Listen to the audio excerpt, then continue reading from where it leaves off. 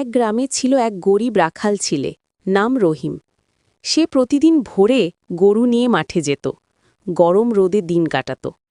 তার নিজের কিছু ছিল না, একটা পুরনো লাঠি আর ছেঁড়া কাপড়ই ছিল তার সঙ্গী। কিন্তু রহিমের ছিল বড় একটি স্বপ্ন। একদিন সে পড়াশোনা করে বড় মানুষ হবে, গ্রামকে গর্বিত করবে। গরু চড়াতে চড়াতে সে প্রায়ই আকাশের দিকে তাকিয়ে নিজের কল্পনার জগতে ডুবে যেত।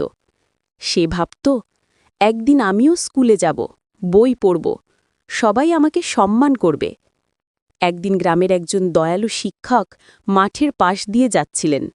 রহিমকে দেখে তিনি তার বুদ্ধিমত্তা ও ইচ্ছাশক্তি বুঝলেন। তিনি রহিমকে বিনামূল্যে পড়াশোনা করার সুযোগ দিলেন। রহিম রাতে গরু চড়ানোর পর প্রদীপের আলোয় পড়াশোনা শুরু করল। ধীরে ধীরে সে ভালো ছাত্র হয়ে উঠল। গ্রামের সবাই তার পরিশ্রম দেখে অবাক হল। কয়েক বছর পর রহিম শহরে গিয়ে বড় চাকরি পেল। গ্রামে ফিরে সে একটি স্কুল খুলে দিল, যাতে আর কোনো গরিব শিশু স্বপ্ন থেকে বঞ্চিত না হয়। রহিম প্রমাণ করল, পরিশ্রম ও দৃঢ় ইচ্ছাশক্তি থাকলে